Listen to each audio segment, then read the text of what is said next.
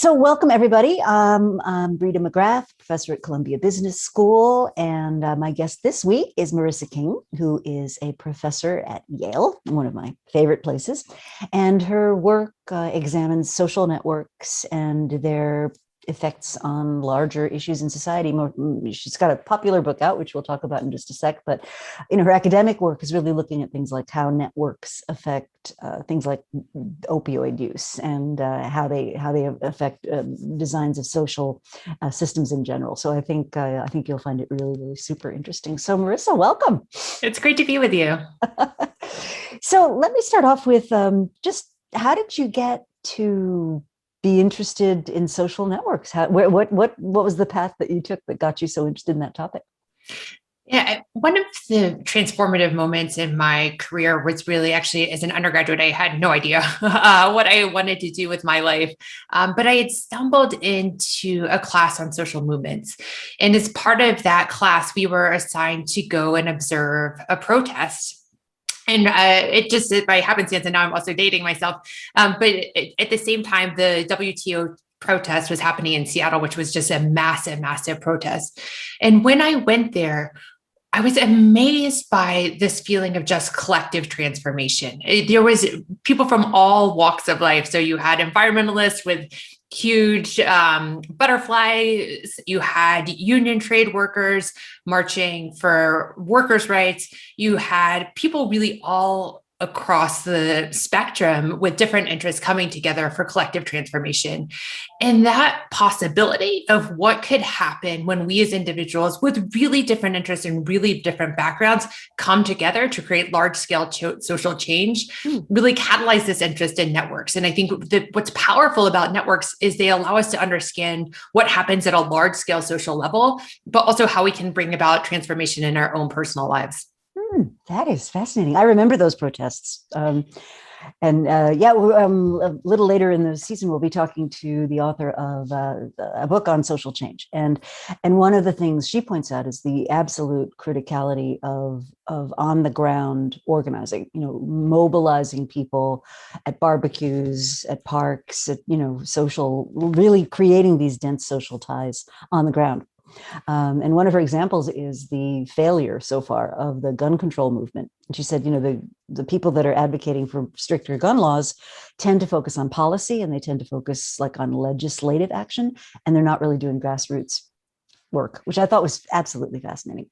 Yeah. And I think if you want to change anything, right, or at a large level, you have to change both individual behavior. So how do you get personal transformation? But you also have to speak to policy. And I think that's where understanding networks can really help, because it allows us to figure out, how do you create these on the ground level social connections that allow people to come together that then can cascade into large scale change. Mm-hmm. And you talk about the power of the cul-de-sac. I love that example. Yeah, especially now, right? And I think this is a good example of thinking about what's happened as a society, right? When we don't have the opportunity to interact. So during the pandemic, our inability to interact face to face has created actually much more exaggerated social polarization. And the cul-de-sac is a great example of this, right? That the physical spaces that we interact in have such a huge impact on our social connection. So whether or not you live in a cul-de-sac determines a lot of what your network looks like, whether you have a front porch or a back porch, all these things that we really don't think about when we're choosing which house to live in or which office to sit in has an extraordinary impact on our ability to connect with other people, which then has large implications for at the social level, but also at the personal level, whether we're thinking about our health or our mental well-being, job success. All of these are really determined by these small factors that we oftentimes don't take into consideration. That's really interesting. So things that we're not paying attention to that have a huge effect overall. Yeah, I mean, one of the things that always surprises me is if you ask people how important they think their network is, right? People will routinely tell you it's extremely important. And we know this from tons of research, whether it's our likelihood of promotion, finding a job, mental health, happiness. People always agree that their networks matter. But for most people, their networks are actually accidents. They don't spend a lot of time intentionally thinking about and reflecting on what their network looks like and how to harness its strengths to help them get whatever they may be needing at the moment. Mm-hmm. That's fascinating. So the book, let's talk about the book. So how did the book crystallize in your mind? Because I know with me with books, I dink around a lot of different topics, and then finally something catches my attention. Like, okay, that's it. That's what this one's about. For me, one of the big disjunctures was actually, I was a graduate student at Columbia, so not too far from you. I was in the basement, and I'd spent years and years studying social networks and how networks work. And what was interesting to me is once I made the transition from just doing academic research to developing a more professional presence and career, I kept getting this advice, right? You need to go out and grow your network. You need to meet new people. You need to expand your connections. But everything that I knew from research really didn't sit with that advice. Right? What I was basically being told is you need to grow your network. But everything we know is that the vast majority of benefits don't come from just simply how many people you know, but having a deeper understanding of the mechanics of social networks and how to understand, like, what does someone's network look like is far more important. And that misguided advice for me, right? The idea of like going to a professional cocktail party, like even just saying it, right? Like my palms start to sweat and like I start to go like, ah. So I really wanted to write the book to help people who felt like I did about like, oh my God, I just don't know how to do this, or I can't do this, or I feel like it's like just really uneasy about the idea of it, to start to be like, understand what social science actually has to say about how to develop and cultivate effective networks to help overcome that paralysis that many people find themselves in when they think about networking instead of thinking about networks. And it's really from networks themselves where the vast majority of benefits come from. Right. And networks have, as your book suggests, a very particular, so the book is called Social Chemistry, which has an implication that, the structure of these little dots here is actually what makes the benefits of networking possible, and some of the negatives too, that people have. So let's talk about the three, I guess you'd call them network types, right? So you talk about expansionists, brokers, and conveners, and maybe just educate us a little on what those three different types are and what are the benefits and the disadvantages of the three types. Sure. So what we know from decades of research is that most people's networks can be characterized as one of these three different types, which I call conveners, brokers, and expansionists. And we can kind of walk through and you can play along and try to figure out what type you are if you don't already know. So we can start with conveners. So the hallmark in convening networks is that conveners' friends tend to be friends with one another. They tend to invest a lot in maintaining social relationships. So you can ask yourself, if you spend a long time living in the same place or been at the same job for a long period of time, your network naturally tends to evolve towards this dense cluster because, for instance, if I'm friends with Rita and I'm friends with Missy, if I spend a lot of time with both of them, the chances are that they're also going to get to know one another, which creates this convening-like structure. Mm-hmm. In part, it's also built towards natural disposition. So Frank Flynn from Stanford has some great research showing that there's something called a need for closure, which generates this type of network. So if you don't like changing plans at the last minute, if you don't like uncertainty, this may lead you to start to develop this type of convening network. And the benefits of this type of network are that because there's so much interconnection and a lot of depth of ties, that network is really characterized by a lot of trust, a lot of reputational benefits. And it also is the network's type that has the most mental health benefits. So you get more emotional support from a convening-like network.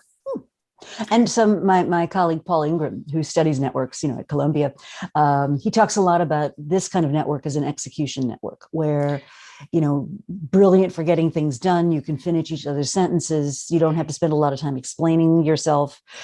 Pretty homogenous often. So one of the downsides, right, is that, you tend to all march around in lockstep and not a lot of space for new ideas. Exactly. So that the downside of this is really groupthink and homogeneity. So that is the downside that you want to be careful about if you're moving towards that type of network. Mm-hmm. Mm-hmm. Okay.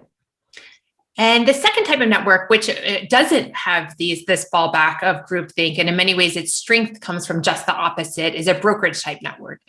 And brokerage networks tend to be really characterized by innovation and creativity because brokers are in the import-export idea business. If you think about most innovation, right, it comes from recombination. And brokers, because they straddle really different social worlds, are in well positioned to be more innovative and more creative. If you imagine that you spend, for instance, a lot of time working in the engineering department, but you also play bridge on the weekends and like to cook. Because those different worlds normally don't talk to one another, by bringing them into contact, you may be able to generate new and creative ideas. And one of the surprising things to me is that brokers actually oftentimes are very chameleon. Like we often, if you ask someone actually what personality characteristic they think matters most for what type of network you have, most people will oftentimes guess extroversion or introversion. And in fact, actually that explains very little variance in what type of network someone has. The biggest personality determinant is actually something called high self-monitoring, which is really how chameleon like you are. So you can ask yourself, are you good at making impromptu speeches on things you know nothing about? If you are, you're probably a high self-monitor, which makes you very predisposed towards being an effective broker. And while innovation and creativity are really the benefits of that type of network, the downside is because of this chameleon-like nature that they're often greeted with suspicion and they can have negative reputational consequences as a result. Paul got me to fill out he developed a self-monitoring questionnaire. And when I gave him my results, I think I was 16 out of 18 questions. And he looked at me and he said, "You're either an actor or a politician." Or a professor. Right? But I thought that was super interesting because I never really thought about that before. But that's fascinating. And so that brings us to expansionists. So expansionists are what we think of as our quintessential networkers. They really have a gift in making social connection in the moment, which leads them to generate extraordinarily large networks. Most of us know around 650 people on average, but expansionists know orders of magnitude more. You can try to figure out whether or not you're an expansionist by asking yourself, how many people do you know named Emily? And how many people do you know named Alan? And when I say no, have you seen them in the past 2 to 3 years? Could you reach out to them without having to look up their contact info? If you know more than 2 Emilys and more than 2 Adams or Allens, you're likely an expansionist. And what that is doing is really giving us an estimate of your network size. So if you know 2 of each, you know more than 1,000 people in your extended acquaintance network.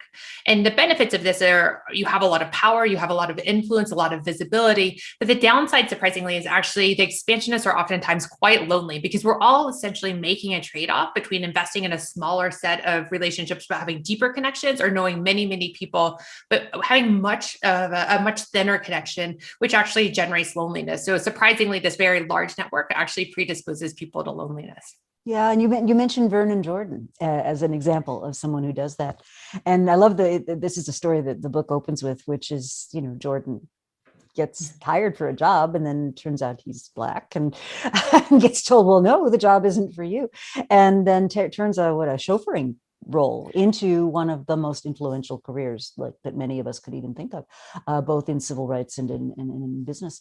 But he also describes himself as being, kind of lonely and not feeling that he's part of anything because he's touching so many things, but he's not actually part of them. I think that's fascinating. Yeah, it is. I mean, you would think of a man who has arguably one of the most powerful had one of the most powerful networks around actually really struggle with loneliness. But we know that this is actually also true. If you look within corporations, CEOs report the highest rates of loneliness. More than half of CEOs report rates of chronic loneliness. And that's another example of just how profound this tendency can be, that even with power, with lots of ability, with lots of social connection, that actually oftentimes is associated with really higher rates of loneliness. Mm-hmm. Mm-hmm. Yeah, I can see that. It's counterintuitive, right? Are there any other big kind of myths or things that are commonly believed that you just think, no, not so? I mean, so many, right? I think one of the biggest myths, or that really inhibits our ability to connect with one another, is how as humans, we have a tendency to really underestimate our ability to connect with others. So if you look in most domains of social life, You ask people how smart they are, they think they're smarter than average. If you ask them how good of drivers they are, they think they're better than average. So we think that we're better than average at most things. But surprisingly, when you ask people how good they are at social connection or how effective their networks are, people routinely estimate the strength of their networks. And this happens even in one-on-one social interaction. So Erica Boothby has great work looking at what happens in conversation. And she's identified something called the liking gap. And if you've ever, after a conversation, left the conversation and asked yourself, like, oh my God, I wonder how that came across, or like, I wish I didn't say that, or maybe I should have said this instead. That's the experience of what it feels like to be on the liking gap. And what she found when she had both in experiments, but also in everyday conversation, people to evaluate how well they thought a conversation went, and then just simply ask their partner how well their conversational partner thought it went. People consistently estimate how well we're connecting with one another. People tend to like us far more than we think they do.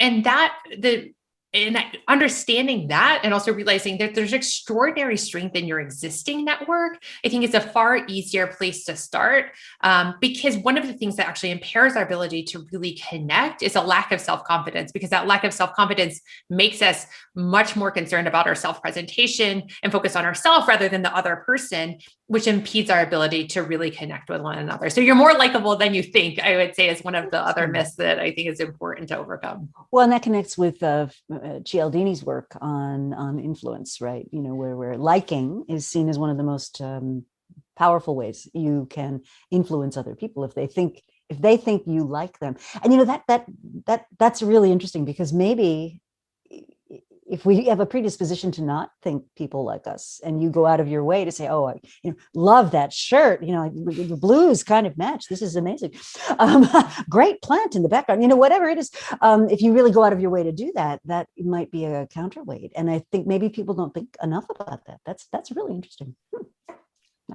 had not thought about that before. So you talk a little bit about the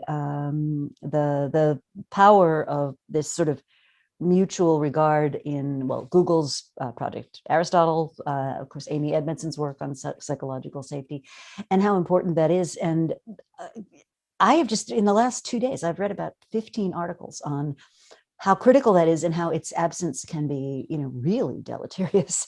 And so how does the idea of networks play into this notion of psychological safety? And how do they connect? Is there something structural going on? That's a great question. Yeah, so we know from lots of research, right, that feeling of psychological safety, or the ability to speak up without fear of reprisal, is really critical to high functioning teams. And what's interesting is if you're thinking about how you create this, in many ways, what we know, if you think about these three types that we gave that we can characterize individuals by, we can also characterize teams by.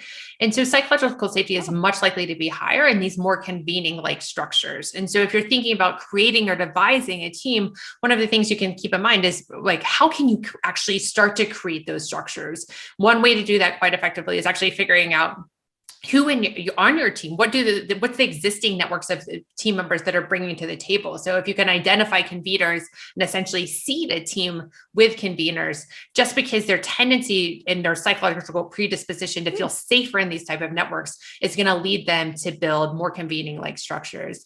But there are also lots of practices that you can put in place to help generate this. So creating opportunities when teams are launching to engage in mutual self-disclosure. So getting back to liking, right? We know at the heart of liking, one of the biggest opportunities to build that is to create opportunities for mutual self-disclosure. So allowing people slowly and safely. And I think that that's one thing that oftentimes managers miss when they're thinking about teams, is creating a safe space that allow people to safely, in a structured way, engage in mutual self-disclosure, can really accelerate those processes of building a more convening like network with a lot of depth, a lot of trust, and a lot of reciprocity, which really feeds into psychological safety. That's interesting. Yeah, Amy talks a lot about being genuinely curious and asking questions as seeds of that, which I think are super important. Yeah. So, pandemic, I'm sure you must get 1,000 questions like this. How have things changed? I would imagine some things are better. Maybe some things aren't. what I had to think for a minute about what's better. Well, I'll go first. I think what's better for me a lot is that a lot of a lot of the noisy kind of running around that a lot of us did before. We've been forced to put that on pause. And so I think it's forced a lot of people to be much more reflective about how they're spending their time, who they're spending their time with, with bubbles. We have to be so much more thoughtful about, who's in the bubble, and who's not, and who do we connect with? I mean, it's added a whole new layer of thoughtfulness, I think, about who we're working with, who we're connecting with, that kind of thing. Yeah, no, I think that that's certainly one of the benefits is that people are far more intentional about their relationships than we have been in the past. And we know that people are really naturally quite reluctant to be intentional about their relationships. So in experimental studies, actually trying to get people to be intentional and strategic about their relationships actually normally makes them want to wash their hands or wash away their sins, because it's really tapping into this moral uneasiness about being intentional about our relationships. And I think that that's one thing that the pandemic has changed that I think is a positive in the sense that people have been much more intentional and thoughtful, because we have to be, right? Like if I don't see my colleague on a day-to-day basis, I have to be much more conscious about reaching out. So I think that's one of the upsides. In my own work, I've spent quite a bit of time studying what's actually happened during our networks during the pandemic. So I looked at several hundred people's networks a year prior to the pandemic. And then in the midst of lockdown, looked at those same individuals' networks and to see what happened. What's interesting is if you look in general, our networks during the pandemic shrunk by close to 16%, which is around 450 people. But what's interesting is that shrinkage was almost entirely due to a reduction in the size of men's networks. So men's networks shrunk, networks shrunk by 30%, which is close to 450 people. But women's networks hardly shrank at all. And so what's interesting about that is to start thinking like, what's the difference between men and women, right? Like, it's certainly not that women have spent more time on their relationships, right? We know from pretty much every different survey and study that women have actually been far more time crunched during the pandemic. So it's not that they're spending more time, they're actually spending their time quite differently than men are, which accounts for this finding. And what are they doing that's different? So we know there are a couple of things that are different between men and women in general. In part, we know that women and men tend to maintain their networks quite differently. So men tend to maintain and develop social connection through shared activities or doing things together. So they may go to the bar together, they may play basketball together, they do whatever they do together. You gotta mention golf, right? I mean, it's golf. Yes, of course. How can we have a conversation about networks without it? But women, on the other hand, don't tend to maintain and develop social connection but through shared activities. They tend to do it through conversation. And that ability to continue to have conversations has really not been impeded by the network. So they've been able to maintain their networks in a way that's much more effective than men have. And I think one of the things to think about actually more generally is if we do shift to virtual work, or as companies increasingly are shifting to virtual work, that constraint on shared activities is going to remain. So we need to think about carefully, how do we address that? And then the second piece that's feeding into this is that women are actually far more accurate in understanding what networks look like and how they work naturally. So if you ask men and women to guess which of these three network types they are, women tend to be much more accurate. And this is true not just of women, but it actually tends to be true of people without access to resources or people in power. So you can think about any underrepresented minority of being in this same group.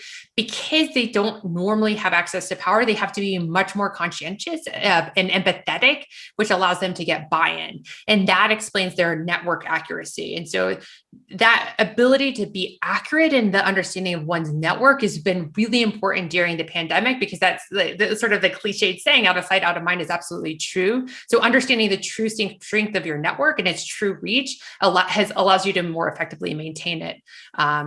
So those are two of the factors that seem to be playing into this. That's super interesting. Well, one of the things you point out in the book that I think is really worth thinking about is this weird relationship between power, self-awareness, being nice, being effective with other people, and these blind spots. And Adam Galinsky, my colleague, and you mentioned him in the book, talks a lot about the difference. And we often label it as gender or race or whatever, but a lot of times it comes down to differences in power. So if you're not in the dominant group, a couple of things, right? You have a much lower range of acceptable behavior. And if you're in the powerful group, if you're in the majority group, you tend to have a lot more blind spots than someone in the less powerful group does. And I think that's really interesting. Yeah, it's really interesting. I find it also, and it's also disconcerting, right? So it's in part, right, that power makes people far less accurate in understanding what networks look like. But ironically, it also makes them much more likely to act. So they are, particularly even in experimental studies, but also empirically within organizations, the higher someone is up, they are much less likely to understand what's happening on the ground in terms of informal social relationships. But because they're more likely to intervene, they're actually just starting to create more chaos rather than being able to effectively harness the existing social connections that exist within organizations and use those for the greater good, whether that's for the company or for the individual employees themselves. That's really interesting. So, and would you have advice, if you're a powerful person, are there tips you would offer them? I think part of it is, we're all amazingly bad at understanding what our networks look like at the outset, right? So our ability to guess what our own network looks like is pretty poor. Our ability to guess what someone else's network looks like is really, really poor. And there's a bunch of common cognitive biases that feed into this. So for instance, we tend to think that popular people are more popular than they really are. We also tend to think that there's much more social connection that exists than there often is. And so these common biases come into play for everyone. But I think first off, just being aware that that's true, and then also trying to gain a true understanding of actually what do people's networks look like, right? So either mapping them or trying to understand through conversational cues. So there are very clear patterns of behavior that map onto where someone sits in a network. Mm-hmm. So even if you can't map it, you can try to observe what's happening in conversation or predisposition to guess what's going on. And the other piece, which is true in general for trying to overcome some of these issues around just power and how it often makes us behave with biases and act on them, is to just try to increase empathy. And a lot of that just comes down to before, when you're talking about Amy Edmondson's work, her talking about asking questions and listening, I would argue actually for someone in management that listening is like a super skill. And so by actually just trying to get closer to the ground, be more empathetic and actually listening to what's happening rather than guessing, you can start to become more accurate in your understanding of what existing social relationships are within a company. So be a bit of an anthropologist. Exactly. Or a sociologist, I would say. Equally well. I guess as an organization behavior person, that would make sense. So does your work have implications for the design of physical spaces? And I think this is another thing that kind of post-pandemic, we're all thinking to ourselves, well, do I really want to be in an elevator going up 30 floors that's densely packed with 12 other people? Do I really want to be in this open plan space, after it's safe to return, if and when, does your work have implications for that? It does. If you think about our networks and you just simply ask where our networks come from, we talked a little bit about personality, but actually personality explains very little variance in what someone's network looks like. The biggest predictor or explainer of what your network looks like is simply actually where you spend your time. So we can think about time, how you're allocating your time, but then space. The space you exist in is the biggest determinant of what your network looks like. If you just even took a minute and wrote down 5 people who aren't family, the 5 most important people in your network, you'll probably see a pattern, right? That's defined by the institutions or spaces that you exist in. And starting with that premises, then you start to realize, oh my goodness, this is so important. And there's lots of work that goes back to the 1950s that shows just how important space is. So if you look at early work that was done in MIT dormitories and where people were randomly assigned to figure out who became friends with whom, it turned out that the biggest predictor was whether or not you lived right next door to someone. But there was an incredible death, what I call the death of distance, that if you look 2 doors down or even down the hallway, there's really a strong exponential decay function in how likely you are to form a relationship. And this has been demonstrated over and over and over again. And what's interesting is this also translates offline. So if where you sit in an office is a strong predictor also of who you're likely to email with, not just who you're likely to have face-to-face connections with. And so space really defines what our networks look like. And what's interesting is I think we've really gone to 2 extremes. So if you would have talked to me 3 years ago, we would have been talking about a lot about open office space design. And in part, what happens is people have a really misguided understanding of how social connection works, right? So a lot of what we were just talking about, right, is the effect of just simple mere exposure. So the more you see something, the more you like it. And we also know, right, that there was this idea that if you just get people who normally wouldn't talk together to talk, right, you get these creative collisions and you'll have innovation, you'll have lots of creativity. And that misguided idea really led within Silicon Valley, people building like huge cathedrals based on this idea without empirical evidence.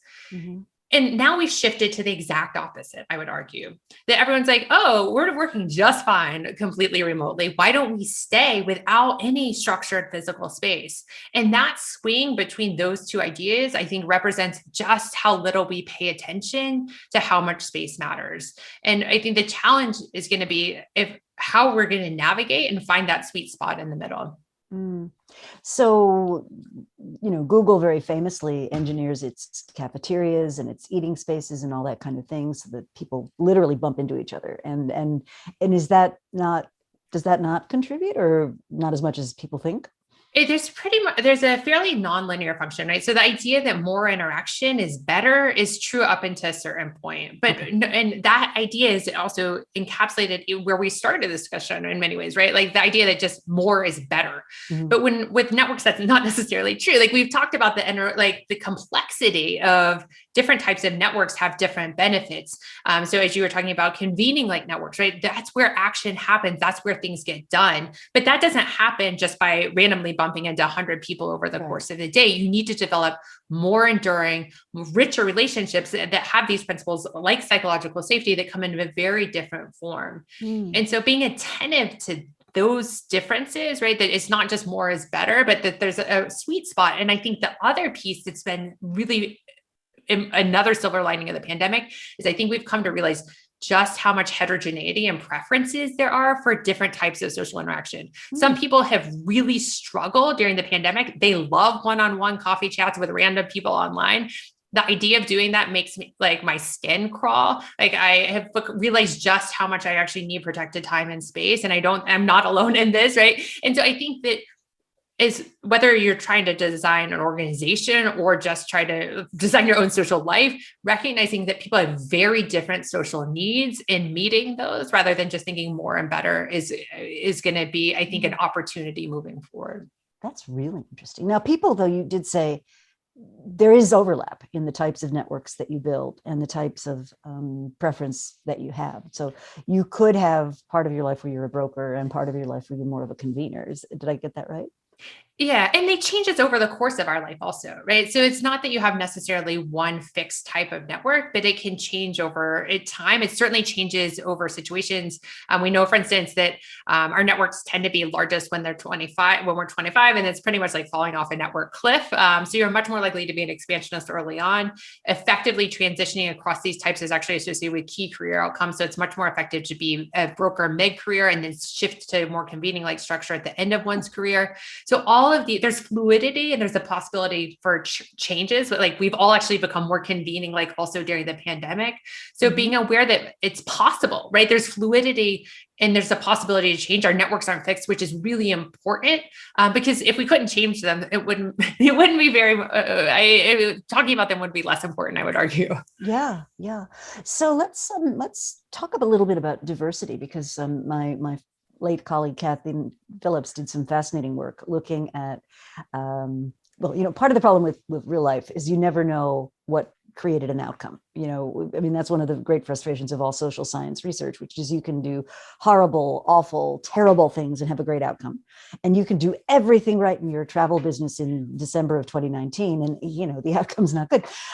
So what Kathy did was she would design these lab experiments where the outcome was actually known, where you could determine how well the teams had done. And what she found was that homogenous teams felt great. They thought they all got together. They got right down to the task. They finished on time. It was fabulous. They had a wonderful time. The diverse teams, on the other hand, felt terrible. They were like, this was so hard. I had to work so hard to figure out where this person was coming from. And yet their performance on the creative problem-solving task was better. And so I wonder sometimes if there's a danger or a risk in having these very homogeneous networks where there's a lot of cohesion when the job is to get creativity or a novel solution. Yeah, certainly. I mean, Kathy's work was really pioneering in this, and she has so many great studies demonstrating the effects of diverse teams on innovation or in creativity are so clear. And also she has beautiful work that demonstrates that we're actually part of the problem is that we're not very well predisposed to seek out those types of interactions. So if you look at what happens when you put people in random, right? Like try to allow people to create teams themselves or observe what's happening. Kathy did work looking at like what's happening at the company party. Your colleague Mike Morris has also done work using wearable sensors to see what happens if you just put people at an event to see who naturally gravitates to whom.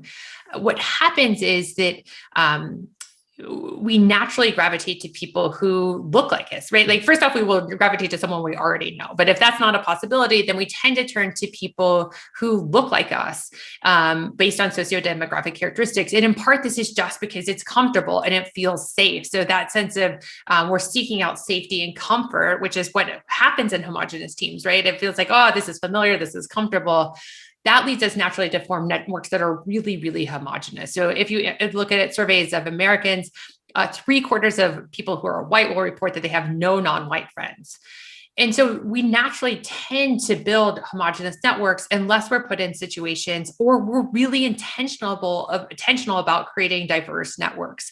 And so left to our own devices, we're really creating networks that are at risk of groupthink because they are so homogenous. And what's interesting to me is that I think that this is where the workplace has so much power. So if you look at how homogenous people's interactions are in a variety of different social situations, if you compare their networks in their neighborhoods, if you look at schools, if you look at voluntary associations or churches, our networks tend to be far more homogenous in those situations than they are at work. So it's at work actually where you have the greatest possibility of having diverse interactions. And so I think that there's a lot that can be done in the workplace because we don't self-select into work, right? We don't choose who we often work with at work, which gives us the ability to create networks that are far more diverse than when we're left to our own devices. That's interesting. I hadn't thought about that. That's true. And so, of course, the huge amount of effort now being made to try to create more equitable, more inclusive workforces. And I talk to, not in public, but like behind the scenes, I'll talk to managers and they'll say, I wouldn't know how to recruit a fill in blank, gay person, a Black person, a person of color, a person from some particular geography. And I think they feel almost hampered because it's much harder. Let's put it that way. So what guidance can you offer in that situation?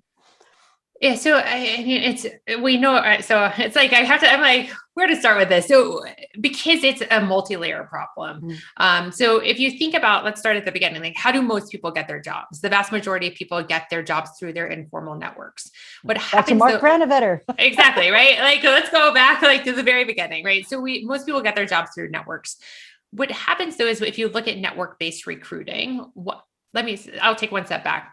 But if you look at how effective it is to use your network for job search, it's very clear that everyone benefits from using their network to find a job.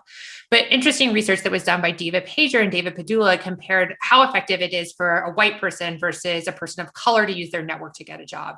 And they found that while both groups benefit, that a person of color has to work twice as hard to get the same benefits in terms of getting a job and utilizing their network. So they also benefit, but they have to network twice as hard. And part of the issue there is when they looked into it, it's that they don't actually have a network. They don't have connections within the company.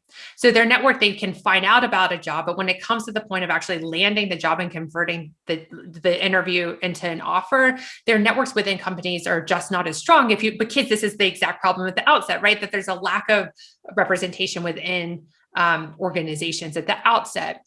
So if you want to start to think about fixing this problem, I would argue one solution is to think about developing the opportunity for people who are underrepresented to have access to build networks into the companies earlier. So thinking about the opportunity through internships, like the pipeline starts far before the point of hiring. The second piece is that you have to be quite tricky when you're using referral-based hiring. So we know the referral-based hiring is really effective and it's much more cost-effective in terms of getting employees in. So asking your current employees to recruit their friends. But the problem is everyone's tending to recruit people who look like themselves, you have to be really careful about using network-based recruitment, or you need to really try to be incentivizing people to think about their broader network and be really conscientious of taking diversity into account when making referrals. That's interesting. But I mean, do you recommend going completely outside referral networks, or is that something that should be part of the mix, perhaps? I think that you need to invest in building your own more diverse, the companies need to invest in building their own more diverse referral pool earlier, and in creating those opportunities. And whether or not, right, there's so much mobility too now, right? If you're thinking about bringing people in high school or pre-college, and just allowing people who normally wouldn't have the opportunity to build more effective social capital earlier, that's going to benefit you, but it's also going to benefit the industry as a whole. And I think that then you have a much richer referral pool at the outset. That's interesting. So this is also bleeding over into education. So one of the programs that I have been watching with great interest is a thing called PTech, which was started by IBM. I don't know if you're familiar with this, but it's a 6-year program, which starts your first year in high school. And you go through the 6 years and you graduate with your high school diploma, but also with an associate's degree. And a couple of interesting things now that the program's been underway for some years is, first of all, they're finding that people who normally would have stopped with a terminal associate's degree are now actually going on to complete a 4-year degree. And they're opening up even more opportunities for themselves. But secondly, that the level of diversity of those hires has dramatically accelerated. And because they're in the program for a long period of time, I would suspect there's a network story there too, which is, you've got this 6 years of hanging out with your peers. Right. And I think we spend so much time focusing on gaps in educational capital and human capital. But the truth is, right, that social capital is really, really key in so many dimensions. And so we need to think really carefully about how do you increase diversity and representation with respect to social capital, because we don't start to address network-based inequality. Like all the work that is being invested in human capital type changes, I don't think that it's going to pay off to the degree that it possibly could. That's interesting. So we're misdirecting our resources. So this is the question my daughter wanted me to ask you. I said, you should get on here and ask it. But she said, so, you're a young person, you're maybe just out of high school, just out of college, starting off, guidance, ideas, if you had, say, 2 hours a week to spend on this social capital thing, what should you be doing? I mean, I would say that we can start with everybody, right? Okay. What's right. the tip for everybody? And I think that it applies especially to people who are younger. So if we go back to thinking about this idea that your network is actually largest when you're 25, and your network is largest when you're 25 because you've essentially been handed a ready-made network. That's in many ways what universities are doing, is they've created all the secret magic ingredients for an effective network for you. You have a common shared identity, you have joint activities, that you have time. And so arguably for everybody, the best thing that you can be doing is actually investing in maintaining your existing network. So there's great research that has been done by and that shows essentially that if you ask people to go and ask 10 of their current contacts for feedback on an idea or for advice, and you ask 10 people that you haven't talked to in 2 or 3 years, to go and reach out to those 10 what are often called dormant ties, and ask them for advice, that the dormant ties are far more likely to give you better advice than your existing connections. And what's happening there is that those people, it's a group of people that you still have existing trust with, right? We know that trust endures in relationships, but they're outside of this echo chamber where there's so often group things. So if you ask me, if you have not even 2 hours a week, right? If you just had 30 minutes a week, what should you do? I would say make a list of people that you haven't seen in 2 to 3 years and simply reach out to them. Oftentimes people feel like, oh my gosh, I'm not sure what to do. That will feel so awkward. Right. And that's a barrier to doing that. But it's really easy. Right. There's so many things you can do. You could simply give them something. Hey, I saw this article. It made me think of you. I was listening to Rita's webinar. I think you would love it. And just simply reaching out and letting people know you're thinking of them, particularly in this time when, we're all really desperate for social connection. You can also simply thank people. If there's a mentor or someone that gave you advice years ago that has had a major impact, just reaching out and simply thanking them for what they've been doing, or even asking for help. Particularly in this moment, asking for help really allows the other person to get outside of themselves and gives them a sense of mastery and purpose. And that in many ways is a gift in and of itself by asking for help. So I would say the best thing you can do is actually to maintain your existing network, particularly when you're younger, since we know that they tend to get smaller and smaller. And oftentimes it seems somewhat counterintuitive because when you're younger, people are oftentimes thinking about like a networking app. But what happens over time, right, is that the people around you actually become increasingly empowered and have more resources. So maintaining your existing network, actually, eventually those people will be powerful and be able to help you. And it's much easier to reach out if you've maintained and focus on maintaining your existing network. So I think that can be really helpful. If you're trying to grow your network, particularly if you're early in your career and you're just trying to meet people or get new ideas and new opportunities, I would just say that the biggest thing you can actually do is give.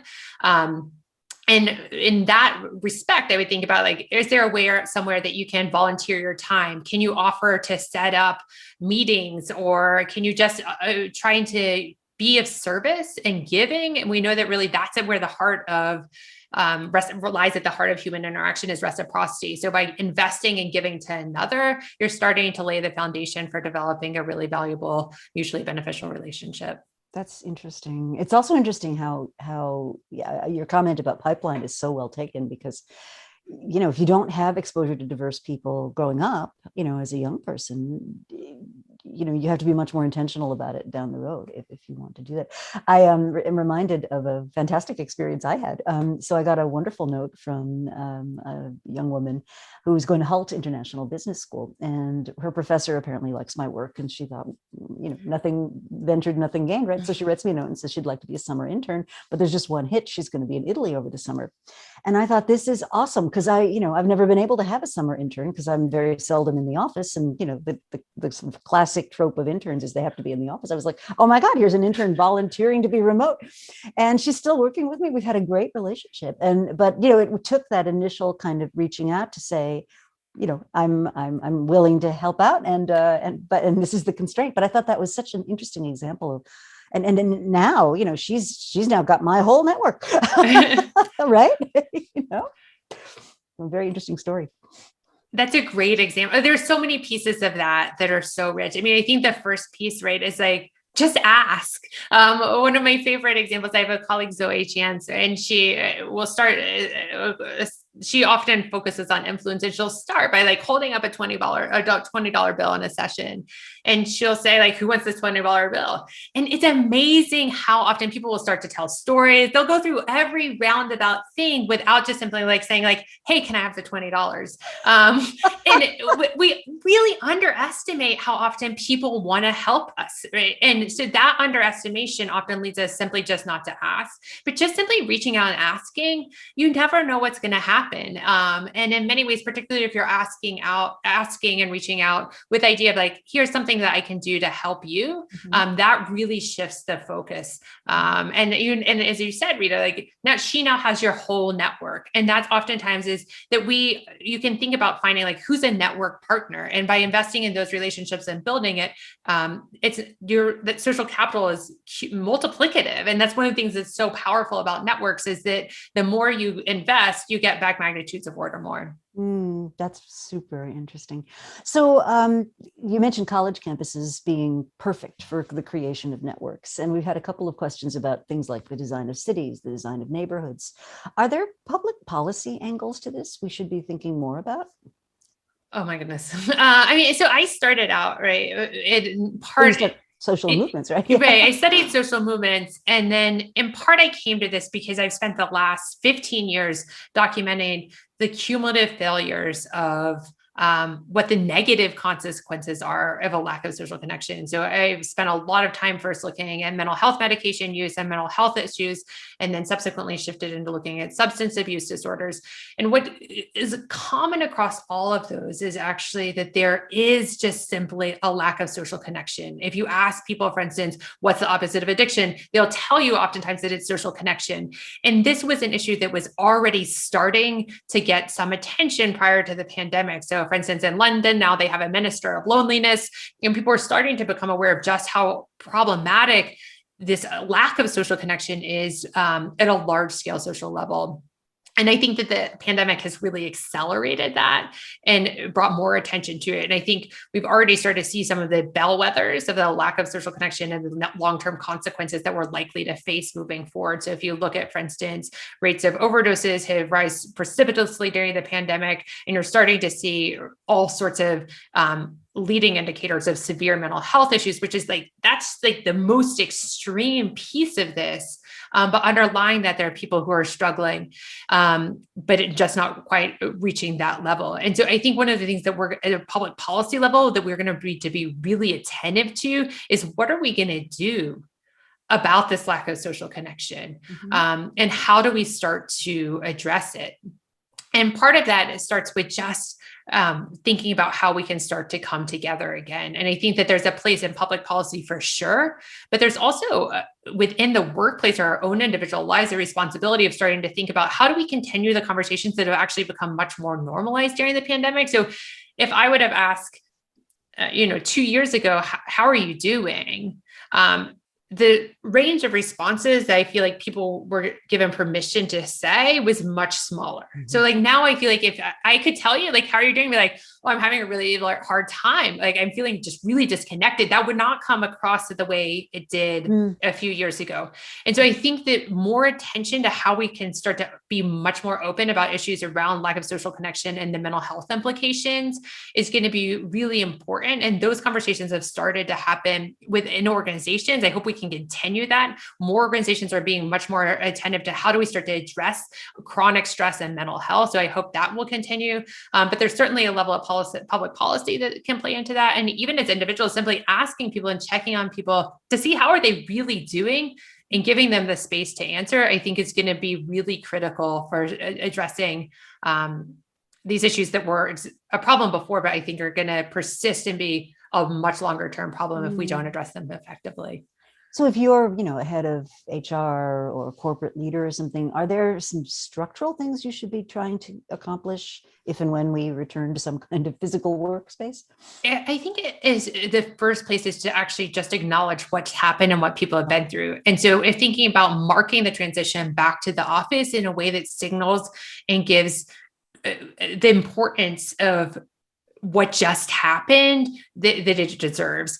So not just kind of letting people just trickle back in, but this is actually an opportunity to relaunch your culture, relaunch teams, and relaunch your organization by having an honest reflection on what we've been through and how we want things to look different. And that starts to create the space to continue ongoing conversations. There are other issues that are more enduring that you can think about providing more coverage for mental health, more mental health support. Oftentimes that's been done through things like saying oh, I think people with very good intentions have said things like, there's space for meditation or yoga or things, yoga at lunch, those types of things that are focused on individual personal wellness are certainly beneficial, but this is actually a collective problem. And so putting the responsibility on the individual is not necessarily going to be the solution, but thinking about how can we actually support and connect with one another at work where we spend most of our days is another place where I think HR or even managers or even people, individual team members can start to have a real difference. Yeah, I like that connection to the idea of psychological safety in teams again. And that, this isn't like you flip a switch and, oh, good, we're all good now. And I know some managers are kind of impatient with this stuff. And so they're like, what is wrong with you? Get on with it, and I think giving the space for people to, express whatever it is on their mind and develop a genuine connection, sense of empathy is going to be so important. And when I hear managers kind of roll their eyes and they're like, oh, this is soft, squishy stuff, I point them to Microsoft. So I had a fascinating experience shortly after Nadella became CEO there, and they invited me to be a speaker at their big management meeting. And I fly off to Bellevue, Washington, and get to the hotel and throw open the doors at the back of the ballroom. And there, at the back of the room, is this word empathy. And I was like, Microsoft, damn, I must be in the wrong place. But he definitely talks about that as being the single thing that he hung the turnaround, the transformation of Microsoft on. I mean, if he had to pick one thing, that would be the thing. That's amazing. Yeah, that's such a powerful example. I mean, and it's not what you would expect, but it's absolutely true. And that's been my experience time and time again, is there's oftentimes an over focus on technical skills, but actually when you get down to like, what is effective management, it's actually really social and human and interpersonal skills. And so investing in that is what is going to allow you to actually reap and harness the technical capabilities and the human capital of everyone in your organization, and allow them to perform at the level that they want to perform. If people are struggling with depression or their chronic loneliness, or they're worried about, their wife or kids, it's just impossible to get work done. To be a high performer, sure, absolutely. And that connects to the quality of jobs as well, and quality of workplaces. And Zeynep Ton and I have done a bunch of work around good jobs, and part of a good job is cross-training and learning what others in your organization are doing. And I hadn't thought about this before, but it's almost a form of social engineering, that kind of workplace. Right. And if you look at why people, particularly once you have the opportunity to exit the workplace, right? So your highest of high performers, what's going to keep them? It's one, as you just said, the opportunity to continue to learn and grow, but it's also their relationships with the people around them. And those go hand in hand. Like we've learned through other people, but it's also what allows many people to find joy in their work. It does. It really does. Well, oh my goodness. We are nearly out of time. So I always like to give people the opportunity to explain where our listeners can learn more. Obviously, the book, I'll put my social prop up again. I've got full of little notes and things. So the book's available. Are there other resources you can point people to? Sure, you can learn more about my work at marissaking.com. And you can also figure out what your own network looks like at assessyournetwork.com. Assessyournetwork.com. Does that come with guidance? It does. Oh, wow. That's great. Well, thank you so much for taking an hour out of your Friday and spending it with us. This has been really interesting. Made me think of a lot of things I hadn't really thought about. So that's a lot of fun.